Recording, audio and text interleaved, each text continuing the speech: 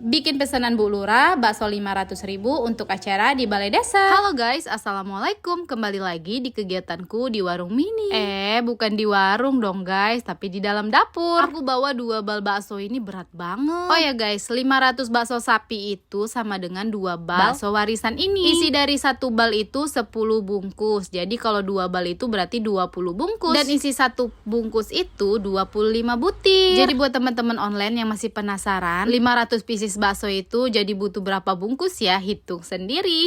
Mbak, emang dandangnya nggak kekecilan buat ngerebus 500 butir? Jadi guys, aku ngerebusnya itu separuh-separuh dulu ya, nggak semuanya. Karena emang dandang aku atau perebusan itu nggak ada yang lebih besar dari ini. Jadi 1 dandang perebusan ini isinya 10 bungkus bakso ya guys. Terus di sini juga pasti ada yang nanya kenapa baksonya nggak dicuci. Sebenarnya bakso ini udah steril ya. Setiap bakso udah dimasukin ke kemasan itu udah steril guys. Jadi setiap frozen food itu emang udah bersih dan steril, jadi nggak perlu lagi dicuci. Kalau kalian nggak percaya, coba deh lihat-lihat di YT. Tapi aku juga nggak tahu sih kalau misalnya kayak buat-buatan rumah sendiri itu gimana bersih apa enggaknya ya. Tapi kalau ini kan buatannya kan dari pabrik langsung ya guys. Oh ya, kalau teman-teman online juga pada bilang kok Bu Lura pesen baksonya itu banyak banget, emang ada acara apa di Balai Desa? Aku juga kurang tahu ada acara apa. Aku bersyukur banget kalau misalnya bakso kuahku ini bisa dinikmatin sama orang-orang yang belum pernah nyicip bakso aku ya guys. Karena kemarin itu kan Bu Lura sama Pak Lura itu datang ke rumah aku buat beli bakso kuah ini. Nah mungkin bakso kuah aku ini cocok di lidah mereka guys. Jadi pas besoknya mereka ngehubungin aku, katanya mau pesen bakso 500.000 nanti dibawa ke Balai Desa karena aku ada kegiatan gitu, katanya gitu guys. Alhamdulillah wa syukurillah, aku gak pernah nyangka sih guys sampai ke titik ini, sampai bisa dikasih kepercayaan juga sama kepala desa. Walaupun sebenarnya setiap konten-konten aku itu pasti yang jajan itu tuh sedikit ya guys. Terus yang sering aku kontenin itu yang pesen-pesennya juga cuman beberapa aja ya guys. Tapi kalau di dunia nyatanya aku tuh banyak banget orderan. Terus guys, yang jajan ke warung aku itu banyak sampai aku tuh kewalahan. Cuman emang gak setiap detik orang jajan ataupun setiap orderan itu aku harus post kan, atau harus aku kontenin, karena gak setiap orang itu mau dikontenin atau masuk dalam konten ya guys. Aku boleh cerita gak sih guys awal aku ngonten dan awal aku jualan? Pertama jualan kayak gini tuh sebenarnya udah lama banget ya guys. Aku dari tahun 2019. Yang jualan kayak aku ini, maksudnya yang jualan warung mini kayak gini juga cuman aku sendiri guys di kampung ini. Dan di sini tuh emang bener-bener gak ada yang jualan kayak aku guys. Kebanyakan itu ruko-ruko gitu. Tapi zamannya waktu itu belum sempet aku kontenin dan gak kepikiran juga sih mau ngonten tentang warung, karena waktu itu bikin kontennya itu ya tentang mukbang, kegiatan sehari-hari aku. Dan sampailah aku ke tahun 2024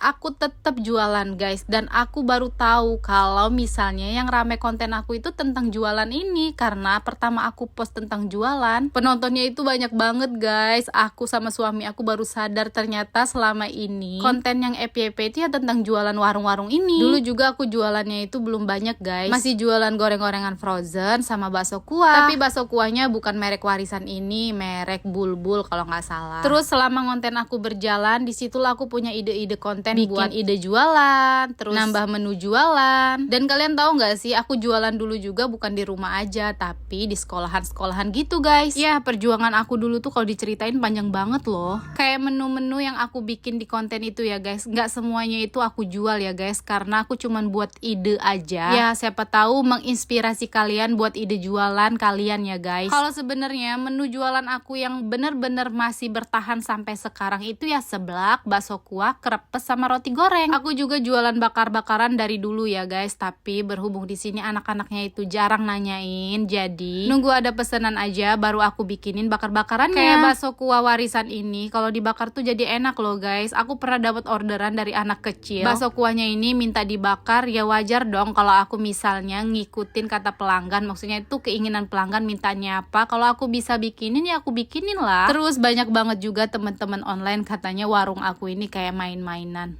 Guys, kalian tahu nggak sih pelanggan aku ini tuh bocil-bocil loh, yang jajannya itu 1.000 sampai 5.000. Bahkan yang jajan 5.000 tuh jarang banget. Jadi kenapa setiap yang aku jual itu cuman harganya itu 1.000, 2.000. Karena kalau udah 3.000 ke atas itu tuh nggak laku guys. Rumah aku ini bukan di pinggir jalan yang kelihatan orang lalu lalang. Rumah aku ini masuk gang loh, gang banget. Dan emang gang yang di tempat aku ini memang kebanyakan anak kecil. Kalau pelanggan-pelanggan orang dewasa ya tetangga-tetangga aku guys, emak-emaknya bocil. Jadi kenapa aku bikin setiap menu itu tuh selalu 1.000-an atau ide jualannya itu 1.000-an ya, karena aku menyesuaikan orang-orang di sini. Karena namanya di sini kampung ya guys, bukan kayak di kota. Kalau di kota kan jajannya itu pasti 10.000 ke atas. Kalau di kampung mah guys, jajan bocil-bocil itu tuh 1.000 sampai 5.000. 5.000 juga jarang banget karena emang uang jajannya emang segitu dikasih sama orang tuanya guys. Jadi aku tuh suka heran kenapa ya kalian bisa bilang kalau misalnya warung aku ini kayak main-main, padahal aku tuh cari rezeki juga loh. Kalau main-main mah ngapain ya guys, aku misalnya pakai masak-masak. Walaupun kayak bakso kuah aku ini kan bumbunya itu sederhana banget, malah sederhana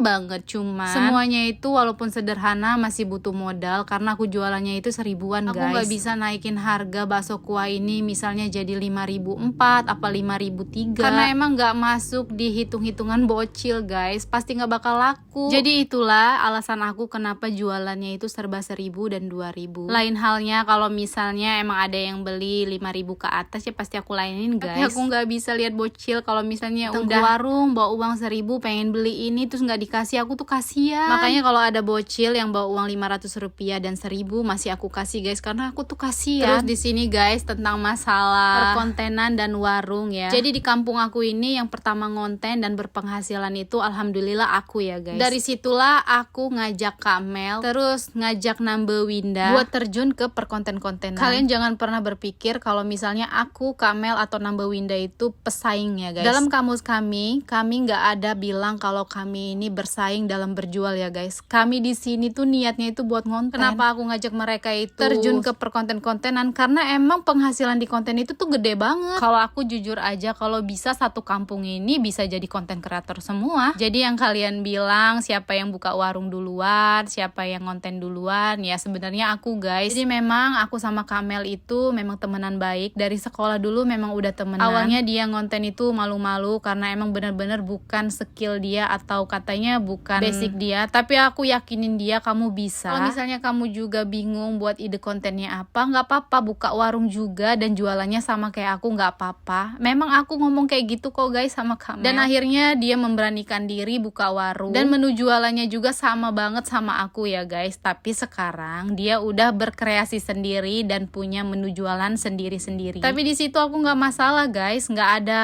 perdebatan atau permusuhan atau saing-saingan. Cuma netizen ini madu ya ampun. Kalau kalian nggak tahu dunia nyatanya seperti apa, jangan banyak komentar guys. Apalagi kalau komentarnya itu negatif. Terus kayak Nambe Winda, dia itu adik sepupu aku ya guys. Dia juga aku yang ngajarin buat ngonten. Ya awalnya sebenarnya suami dia yang ngonten, tapi temanya itu bukan warung. Jadi aku memang ngasih ide buat dia jualan juga di depan rumah. Nggak apa-apa menunya juga sama, tapi dia punya ide sendiri ya guys menunya, yaitu bakso bakar. Tadinya juga dia nggak mau guys karena malu, tapi lama-kelamaan setelah aku dukung terus, akhirnya dia mau dan berani. Dan sampai sekarang dia ngonten tentang warung juga. Dan kami nggak ada sama sekali pesaing-pesaing buat jualannya laku atau apa ya, karena memang niat kami di sini jualan sambil ngonten. Dan alhamdulillahnya guys, satu kampung di tempat aku ini udah banyak yang ngonten. Wah, kalau misalnya satu kampung jadi konten kreator semua, apa nggak hebat kampung aku? Jadi guys, ya beginilah cerita aku dari awal aku jualan, dari awal aku ngonten. Aku malahan nggak pelit ilmu ya guys. Kalaupun ada yang mau belajar ke rumah, boleh kok datang aja ke dengan rumah. Senang hati aku ajarin ngonten, cara ngedit. Pokoknya kalian jangan pernah berpikir kalau di sini itu kami berdagang itu bersaing, karena rezeki itu sudah ada yang mengatur guys. Walaupun kita satu profesi aja, rezeki itu beda-beda kok. Ide dan ilmu aja kami kasih. Kalau misalnya demi kebaikan, kenapa enggak kan? Terus masalah kalian suka sama ini, suka sama itu, atau suka sama konten ini atau suka sama konten ini, yaitu hak kalian ya guys. Ya karena kalian taunya itu ya di dunia maya aja guys yang dikontenin, tapi dunia nyatanya kalian kan nggak tahu aslinya seperti apa, kegiatannya seperti apa. Jadi buat kita ini selalu berpikir positif aja ya guys, biar nggak kemana-mana pikiran. Intinya pergunakan dunia maya ini sebaik mungkin bikin biar kita itu berpenghasilan di dunia maya ya guys. Video kali ini panjang banget, semoga kalian gak bosen ya. Sampai sini dulu videonya, bye bye.